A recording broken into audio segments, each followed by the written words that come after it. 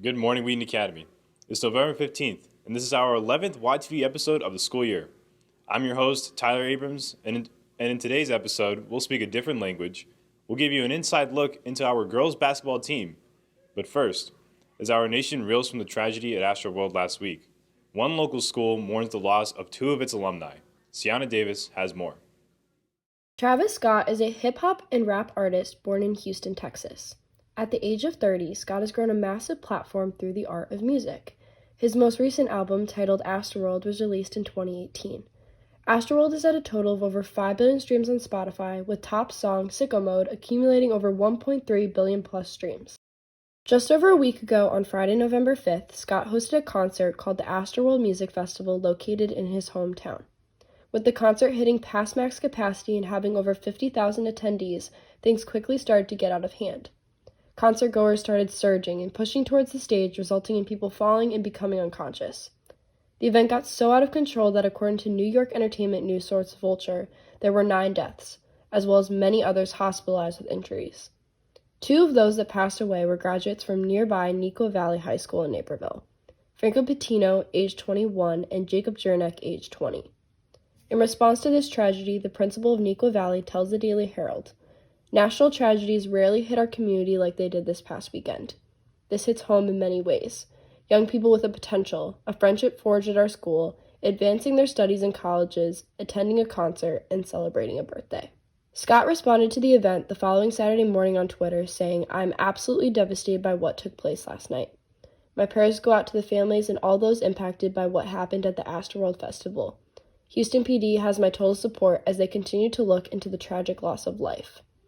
I am committed to working together with the Houston community to heal and support the families in need. Thank you, Houston PD, Fire Department, and NRG Park for their immediate response and support." So far, outcomes of the charges pressed against Travis are still being debated. From WATV, I'm Sienna Davis, reporting. Our prayers go out to the Neuqua Valley community as they continue to mourn the loss of 2 of their alumni. Now, we have a number of announcements for the week, so let's jump right into it. The Coffee House is coming up at the start of December, but if you are planning on entering a submission for the evening, you need to get those audition submissions in by next Monday, November 22nd. Contact Mr. Fritz or Mrs. Gregerson with any questions. The Student Television Network announced their contest winners this past weekend for the Fall Limited Time Contest. Zach Gardner and Andrew Johnson received honorable mentions for their demonstration video. This is the first time a Wheaton Academy student has been recognized for this particular national contest. If you want to watch the award-winning video, check it out on our YouTube channel. And staying on the theme of video production, there's a video club meeting today at lunch in Studio 22 for anyone interested in collaborating on videos for a number of different contest submissions, due at the beginning of December. Come to the meeting to see how you can get involved. The spring musical was announced last Friday night at Evening in the Furnace. Mrs. Burek announced that the March musical will be The Mystery of Edwin Drood, a show based off of Charles Dickens' last unfinished novel.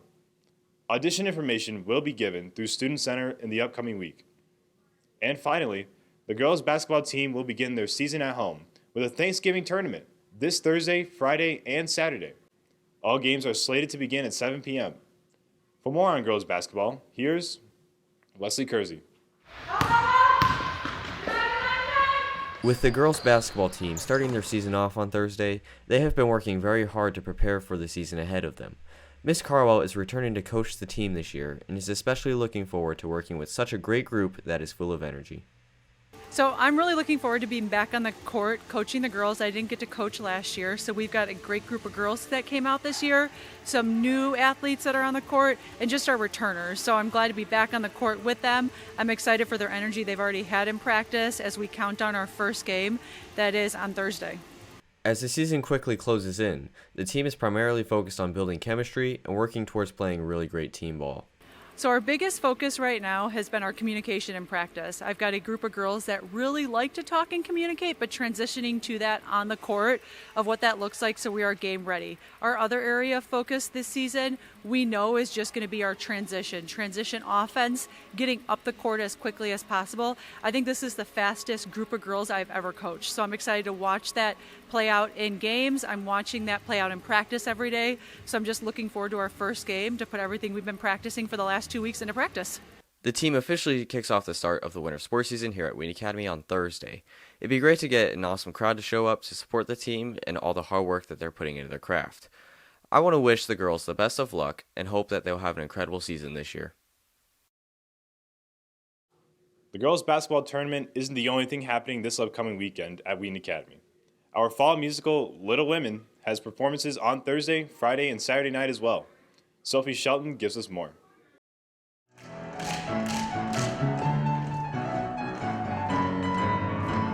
With the fall show soon approaching, I met with some of the cast members to learn more about their character and excitement about the costumes, live audiences, and certain scenes. So in the show, I am Amy March, who is the youngest out of the four sisters. I am very spirited in the show. I am very dramatic. I kind of complain a lot. It's just a part of my character. But Amy has been a really fun role for me to play. Okay, so I play the role of Meg March. She's the oldest sister out of the March sisters, and she's very romantic. She wants that ideal life of getting married, having kids, that kind of thing.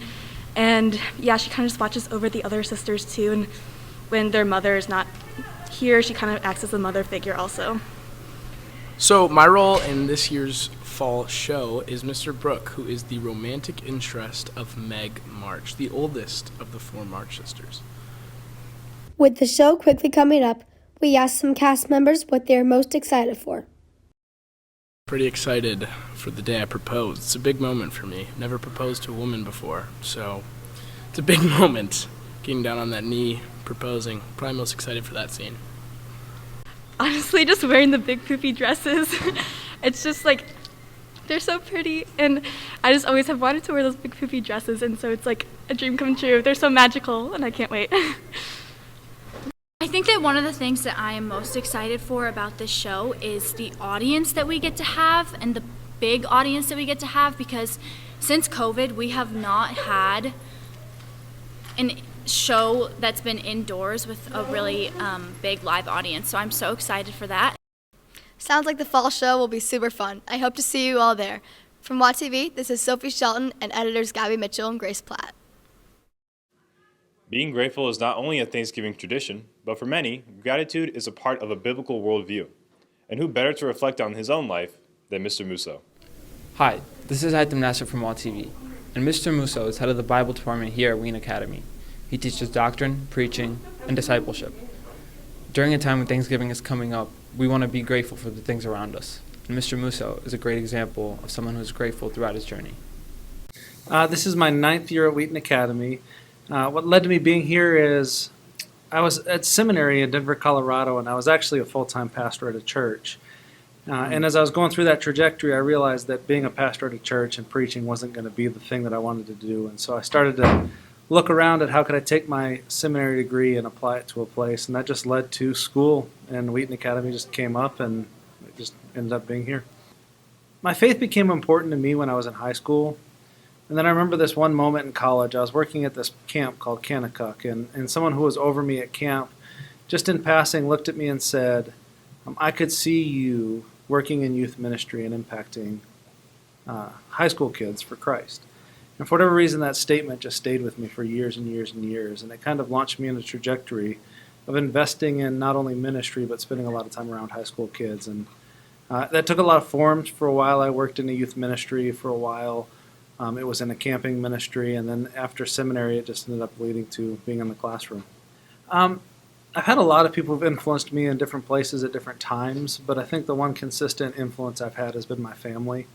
They raised me to understand God's Word, and they always brought me to church. And even when it didn't seem like it was making an impact in my life, and it seemed like I was resisting to it, I can look back now and see how important those times were.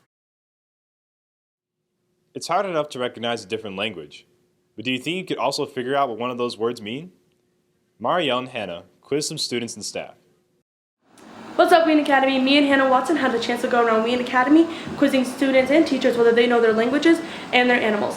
Hope you enjoy, and feel free to play along with us. No. Russian. No. Korean. No. Chinese. Yeah. Really? Yeah. And then like a mouse. An elephant. No. A caterpillar. No. It was a cat. Oh. One more time. Swan. Russian. Yeah. Oh, is it? Yeah. Nice. Snail? Mm-mm. No. 2 more.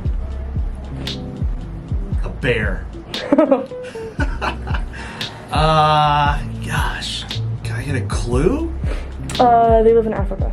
It lives in Africa. It's An not elephant. Yeah. Yes. Yeah. Yes, I got it. Sabaka.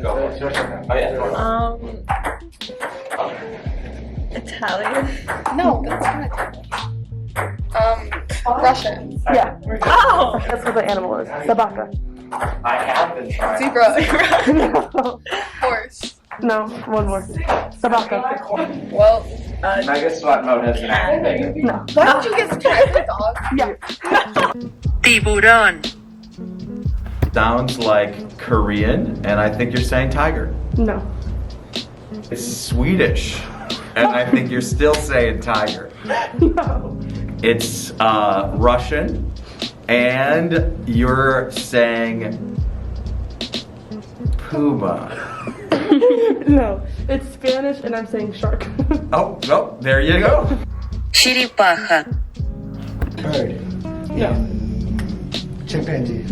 That was a good one. No. Polish. Mm-mm. Dog. No. Russian. Yeah. Yeah. Good job. I hope you got to learn new things. Let us know your score on the Real WA TV Instagram. From WA TV, signing out. Okay. Thanks for joining us today. Keep up to date with everything going on through our WATV Instagram account. Give us a follow at The Real WATV if you haven't already. I'm Tyler Abrams, and for all of us at Studio 22, have a great day.